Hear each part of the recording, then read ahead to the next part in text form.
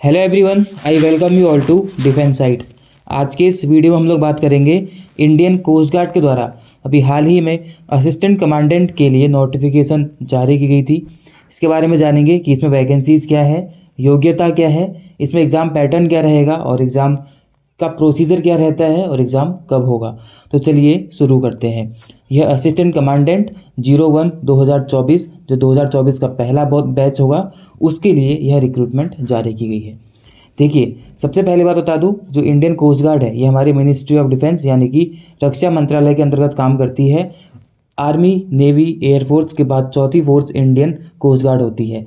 इसके जो application forms हैं वह 25 जनवरी से शुरू किए जा चुके हैं, यानी कि आज 29 है, 4 दिन इस फॉर्म को हो चुके हैं। 9 फरवरी तक ये फॉर्म भरे जाएंगे। तो उससे पहले पहले आपको ये सारे के सारे फॉर्म को फिल कर लेना है, आप में से जो भी इसके लिए एप्लीकेबल है। जनरल ड्यूटी CPL यानी कि कॉमर्शियल पायलट लाइसेंस, टेक्निकल जिसमें इंजीनियरिंग, इलेक्ट्रिकल, इलेक्ट्रॉनिक्स और लॉ एंट्री, इन 4 ब्रांचेस के लिए यहाँ पे आपको असिस्टेंट कमांडेंट बनने का मौका दिया जा रहा है। अब जिसमें भी इसमें एलिजिबल है आप उस चीज़ के लिए अप्लाई कर सकते हैं। आगे मैं आपको बताता हूँ कि इसमें एलिजिबिलिटी क्राइटेरिया क्या है आपकी एज वाइज और साथ ही साथ एजुकेशनल क्वालिफिकेशन के तौर पे भी। सबसे पहले हम बात करते हैं जनरल ड्यूटी की। जनरल ड्यूटी के लिए अगर आप अप्लाई कर रहे हैं तो आपकी जो एज है 1 जुलाई 1998 से लेकर के 30 जून 2002 इन डेट ऑफ बर्थ के बीच में होनी चाहिए, या फिर ये दो अगर हैं तो ये भी आपकी इसमें गिनी जाएंगी, या तो ये 2 डेट ऑफ बर्थ या फिर इनके बीच में। लेकिन इसके लिए ध्यान रखना है कि इसमें केवल और केवल मेल कैंडिडेट्स ही हैं जो इसमें अप्लाई कर सकते हैं। एजुकेशनल क्वालिफिकेशन के लिए इसमें आपके पास मिनिमम ग्रेजुएशन डिग्री होनी चाहिए, वो भी 60% मार्क्स के साथ होना चाहिए। और इंटर में यानी कि 12th क्लास में आपके पास मैथमेटिक्स और फिजिक्स आपके पास सब्जेक्ट होना चाहिए जिसमें आपके 55% मार्क्स होने चाहिए। अगर हम कॉमर्शियल पायलट लाइसेंस यानी कि CPL जो कि SSA होता है, शॉर्ट सर्विस अपॉइंटमेंट इसको बोलते हैं, उसकी बात करते हैं, तो उसमें भी आपको 1 जुलाई 1998 से लेकर के 30 जून 2004 के बीच में आपकी डेट ऑफ बर्थ होनी चाहिए, या फिर ये दोनों डेट्स भी इसमें इंक्लूसिव हैं। लेकिन इसमें मेल और फीमेल दोनों कैंडिडेट्स अप्लाई कर सकते हैं। यहाँ पे अगर एजुकेशनल क्वालिफिकेशन की बात करते हैं तो आपको इसमें ग्रेजुएशन नहीं बल्कि 12th पास होना चाहिए। फिजिक्स और मैथमेटिक्स दोनों आपके पास होनी चाहिए 12th में, उसमें भी आपके 55% मार्क्स होने चाहिए। इसके साथ साथ दूसरी जो रिक्वायरमेंट यहाँ पे रखी गई है एजुकेशनल क्वालिफिकेशंस में, वो आपके लिए है कि आपके पास DGCA से अप्रूव्ड CPL यानी कि कॉमर्शियल पायलट लाइसेंस होना अनिवार्य है। अगर ये नहीं है तो आप इसके लिए एलिजिबल नहीं माने जाएंगे।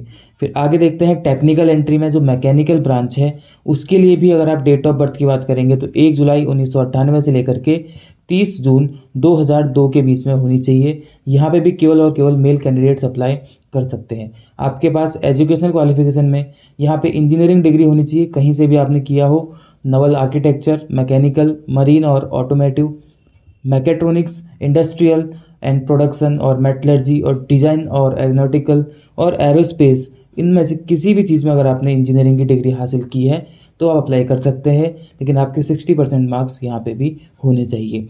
और इसके साथ साथ 12th में आपके पास फिजिक्स और मैथमेटिक्स होना अनिवार्य है। ये तो हर ब्रांच के लिए आपके पास होना ही चाहिए, 12th में मैथमेटिक्स और physics with 55% marks.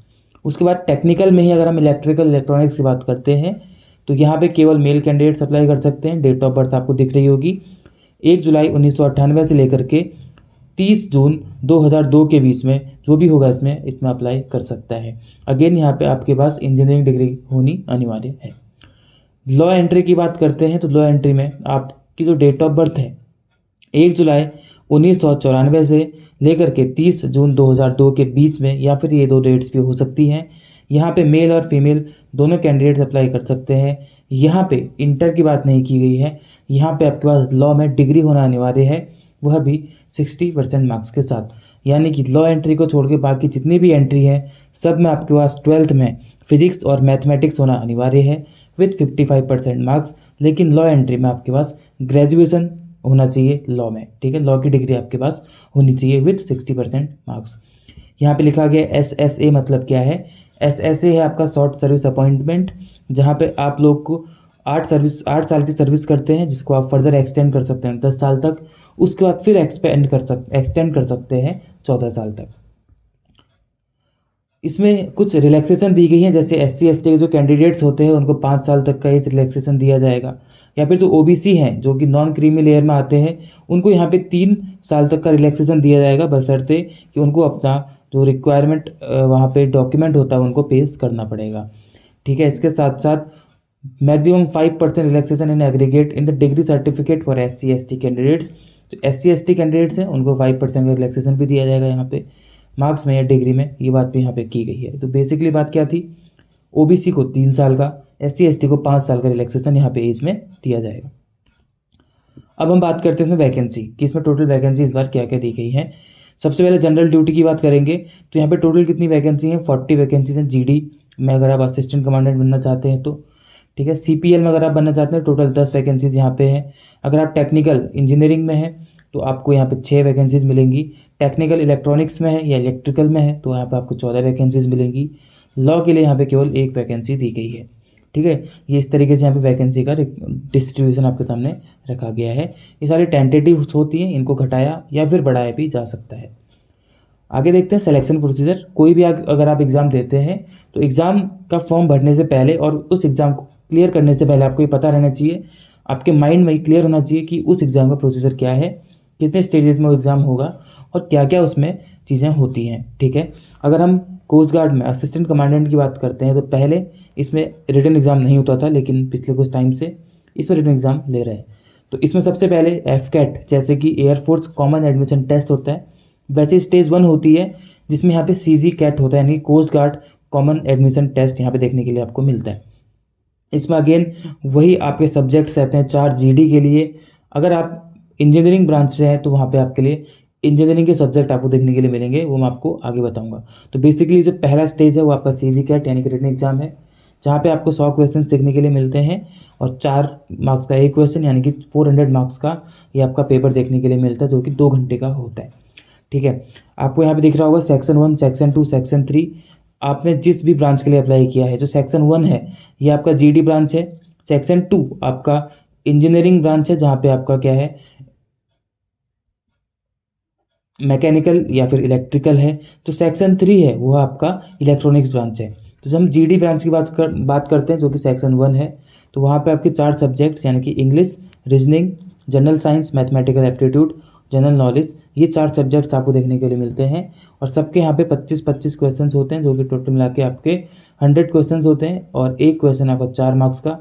Total marks कितने हो जाएंगे आपके 400। तो 400 मार्क्स का आपका ये पेपर देखने के लिए मिलता है। सेक्शन 2 आपका इंजीनियरिंग के लिए है, यानी कि जो आपके मैकेनिक्स वाले हैं, मैकेनिकल वाले हैं उनके लिए है। तो 4 सब्जेक्ट तो सेम रहेंगे यहाँ पे, लेकिन एक आपकी ब्रांच का सब्जेक्ट आ जाएगा जिसको हम लोग मैकेनिकल बोलेंगे। तो सारे सब्जेक्ट्स के यहाँ पे 10-10 क्वेश्चन रहेंगे, बस मैकेनिकल के यहाँ पे 60 क्वेश्चन रहेंगे।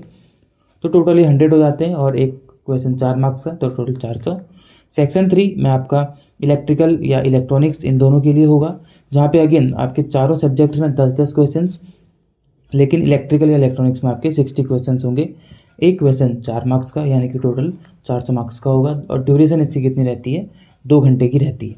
तो आपने जिस भी चीज़ के लिए अप्लाई किया है आप लोग उस सेक्शन को यहाँ पे अटैम्प्ट करेंगे। ठीक है, आगे बढ़ेंगे जब आप में से जो भी स्टेज 1 को क्लियर करेगा, जो कि आपका CG CAT रिटन एग्जाम है, उसके बाद उनको स्टेज 2 में जाना पड़ेगा।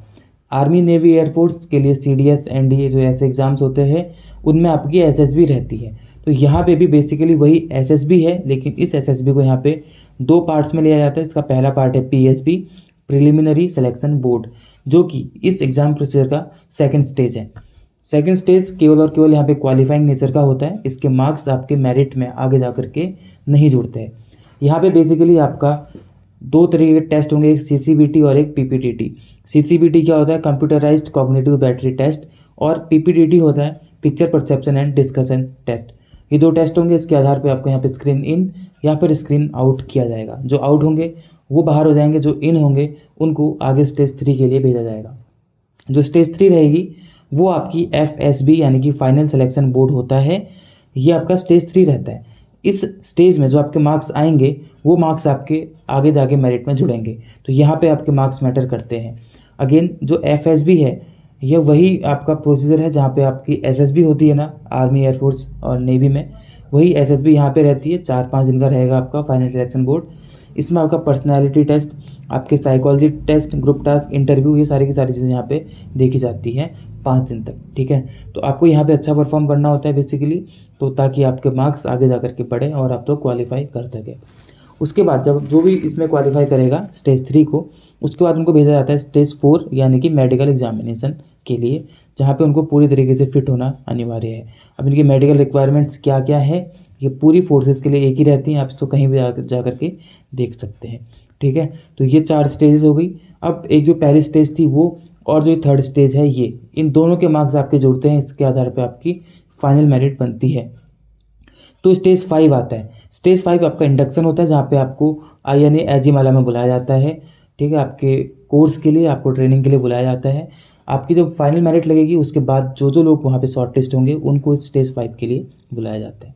तो आपके टोटल 5 स्टेजेस होती हैं, जहाँ पे पहला रिटन, दूसरा PSB, तीसरा FSB, चौथा मेडिकल और 5वां इंडक्शन होता है। इसके बाद आप लोग INA एजीमाला में ट्रेनिंग कर रहे होते हैं, ठीक है। तो इस सारी की सारी चीज़ें थी इसमें प्रोसीजर के बारे में। एग्जामिनेशन फ़ीस यहाँ पे 250 रुपये है, आपको ये फ़ीस भरनी पड़ेगी। लेकिन जो यहाँ पे SC ST कैटेगरी कैंडिडेट्स हैं उनको इस फीस से एग्जेम्प्ट रखा गया है, तो उनके लिए फ्री हो जाएगा, ठीक है। टेंटेटिव डेट्स क्या है, अगर आप GD के एग्ज़ाम की बात करते हैं, कोई भी ब्रांच के एग्ज़ाम की बात करेंगे, जो आपका स्टेज 1 है CG कैट, वो आपका मार्च 2023 में होगा, यहाँ पे आपको दिखाई देगा। उसके बाद जो स्टेज 2 है, जो कि आपका PSB है, यह आपका मई से जून 2023 के बीच में कंडक्ट कराया जाएगा सारी ब्रांच के लिए। स्टेज 3 जो आपका FSB है, वो आपका जून से सितंबर 2023 के बीच कराया जाएगा। स्टेज 4 जो आपका मेडिकल है, वो आपका दिसंबर में कराया जाएगा। उसका स्टेज 5 एंड ऑफ दिसंबर में आपकी वहाँ पे ज्वाइनिंग दे दी जाएगी। तो इस साल ये साल पूरा ही लग जाएगा इस साल में, ठीक है। तो इस पूरे साल का ये प्रोसीजर है, जहाँ पे आप लोग लास्ट में दिसंबर में अपनी ज्वाइनिंग को पाएंगे।